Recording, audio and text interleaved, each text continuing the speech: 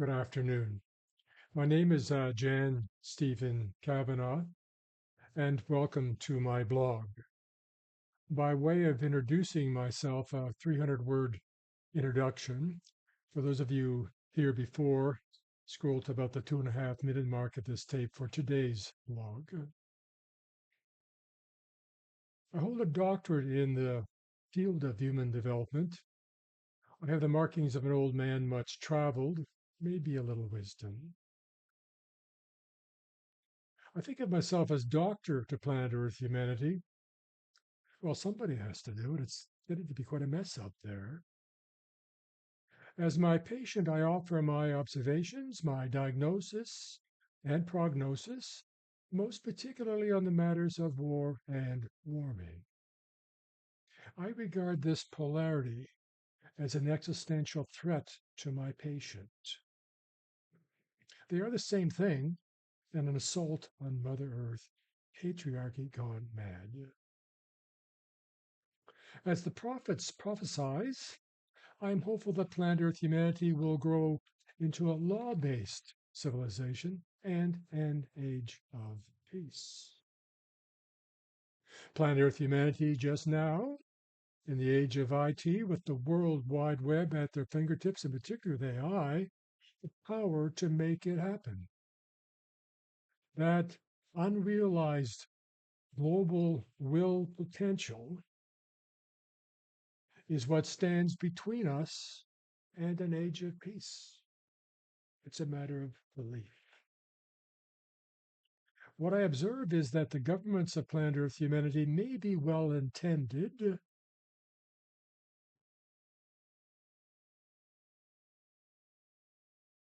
but are inept at saving us from the catastrophe that awaits us on present course, that awaits our grandchildren. The alternative, there is no middle ground here. An age of peace can only happen from the ground up, reaching up for what is already given, reaching down, justice from the heavens. My hope is to kickstart a global conversation to build the trust, because that's the key element here, to gather the global will to get it done. Age of Peace 250 is a story built on a dream, a blueprint, a painting in the sky to make an age of peace happen. The new dawn of our epic changing times. Now, today's blog, certainly relevant given the news of Pope Francis and President Trump kind of duking it out on the matter of war, an article entitled, "God is not an enabler of war." It's a good conversation to have. Pope Leo embodies the courage to say on CNN what I believe Jesus would be saying on CNN. From my perspective, a prayer answered, to let it be known God is not an enabler of war. Now, much of the, or maybe a good deal of the fundamentalist and conservative world aghast that the Pope would say such a thing so clearly, claiming the Pontiff is crossing the boundary of church and state, forgetting he's a theologian. In the matter of morality, saying what Jesus would say and did. Traditionalists decry that he's undermining quote-unquote just war theory, and there's a long reason for that. And they quote from the Old Testament as supporting a God being pro-war. That's only part of the story. To remember the other half of the story in the Old Testament, with great frequency, expresses aspirations for the cessation of war. You know the phrases. The end of war. Across the world. It turns out, war or peace, it's up to us. God's just saying, yeah, take a look, take a look. Old Testament captures the world as it was then and the brutality of war. People did what they had to do. Just war theory was potentially applicable when the Roman Catholic Church empowered to be the higher authority over war. It was the referee. Maybe we should reimage this solution on a different scale for our times. The church did limit the barbary of war, but as humanity is in the main war-conscious dominant, a major thing to note, so war prevails. Within the subconscious mind of most humans, power supersedes justice. Pope declared Bush's Iraq war an unjust war, and nobody paid him much heed. Indeed, my religious patriot friends were annoyed he would say such a thing. If you be Christian, at least Catholic Christian, and I think this is true of other traditions as well, the Old Testament is the old story. The New Testament is the new story. And what Jesus said takes precedence.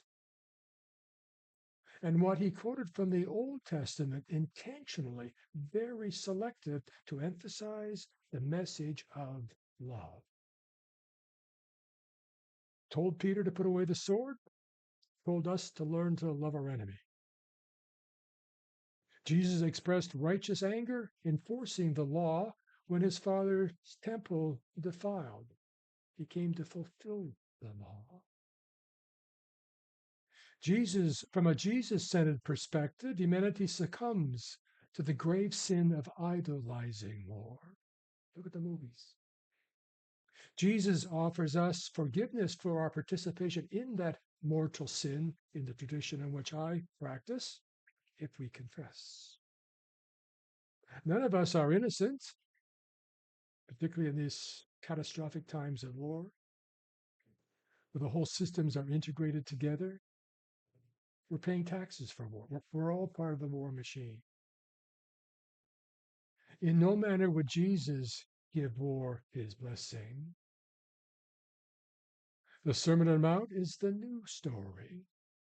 In the matter of law, one of his purposes, our directive, is to fulfill the law to make it whole. How do we do that? He clarifies that if disagreements cannot be settled through conversation, dialogue across the table, the court must then determine the outcome, the referee. Your submission to that authority is what keeps the peace. The just war theory is a human justification for the barbary of war as we sink to our lowest levels, our lizard brain. Let's be honest.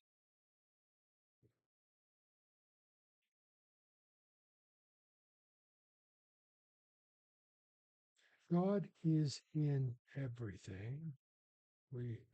Love is part of the cosmic dust that created us.